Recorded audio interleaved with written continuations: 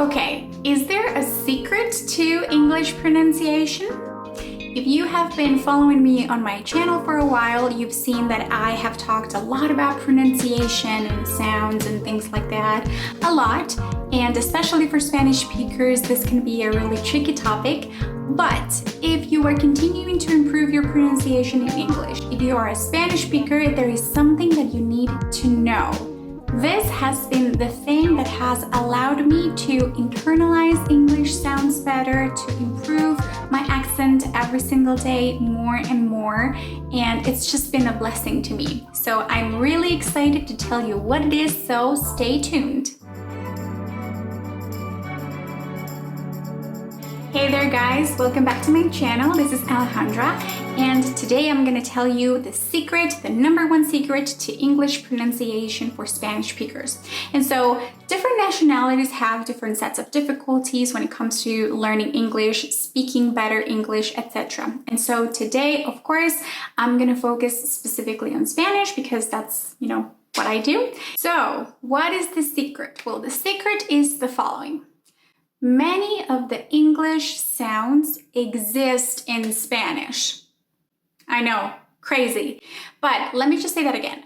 Many of the English sounds exist in Spanish. And so why is this a secret? Well, it's not really a secret, it's just phonetics. But if you just identify what those English sounds are in Spanish, it would be so much easier to decode and to improve. And so one of the main problems of Spanish speakers is that we tend to read things and to pronounce things exactly the same way that they are written. And so that's when our problem comes, because whenever we read English, we think that they have the same exact sounds associated to those specific letters that we see. And don't worry, because I'm going to chat about some examples of English sounds that are available in Spanish, so don't worry. But it is really important that you understand that English does not work like that necessarily always. And so the way that English works is that they completely separate the writing from the sounds. And so in many cases, different writings are attached to the same sound, or different sounds are attached to the same writing. And so it's really important that you understand this as a Spanish speaker because it's very different from how our minds work. And so let's talk about some examples so that you can see that we actually have some of those sounds in Spanish and it can be a lot easier than we think. The first example that I want to give you guys is the middle T's or D's in English as a soft Spanish R. And it's interesting because we would never think of a soft Spanish R when we see a T or a D, because for us, it just doesn't make sense. And I have actually already talked about this specific sound, so I'm gonna link the video in the description box below as well as in the card up there. But it comes in words such as better, the typical word better, little, lady, right? And so as you see, those are T's and D's that are in the middle of words, and middle as well. And it is a very soft Spanish R, like the one that we have in words such as pero, pera, etc. Like I said, I have chatted a lot more about this in this video that I am linking in the card, but that is an example of a sound that exists in English that is attached to a completely different writing than we would, but that still exists in Spanish, and it's very common for us to pronounce it. Another example of a sound that exists both in English and in Spanish is the sound theta. Right? And so I have to give a disclaimer here because this sound only exists in Spanish from Spain, and not even all of the regions in Spain have this sound, but in general they do.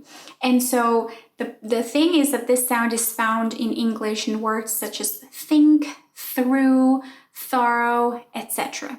In Spanish, this sound is found in words such as zapato, cocina, zoológico. In words such as cocina, it's a C, but the sound is attached to a C, right, as well.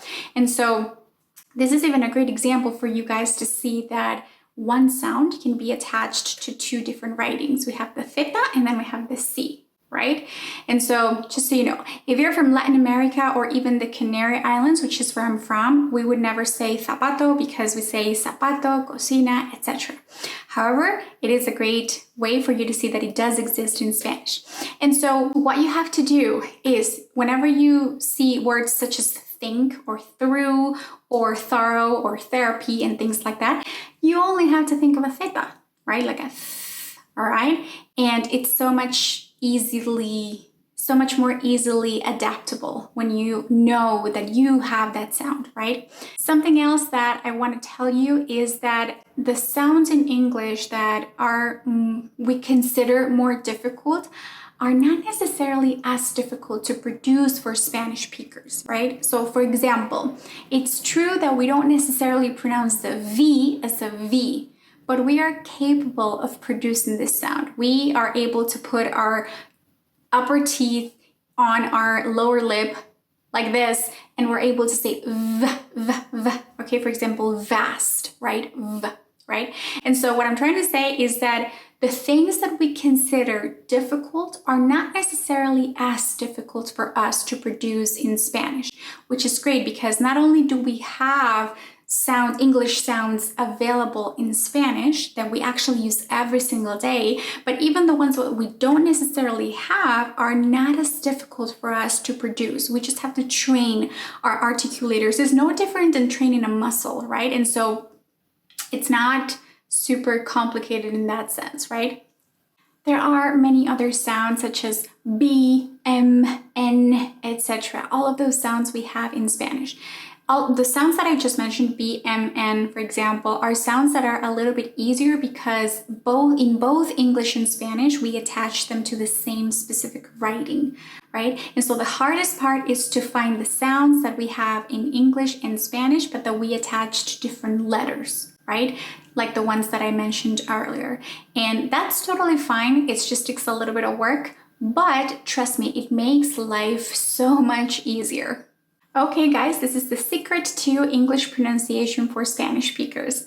My hope for this video is that you can see that it's not as difficult as we think. We just have to find the similarities between both languages in terms of sounds, between English and Spanish. There are so many, and that has made at least my life super easy when it comes to understanding sounds and pronouncing and things like that. It's just so much easier. So I really hope that this video gives you a little bit of guidance and also encouragement for you to continue to improve your accent. But remember, you improve your accent for the sake of clarity, not for the sake of, being accepted by someone else or this group of people that are English speakers. No, it's just, you're going to be yourself, but you just want to be clear, you want to be understandable, and you also want to understand other people better. And the more you work on your pronunciation, the more confident you will be in your speaking skills, and the more you will be able to understand other people as well.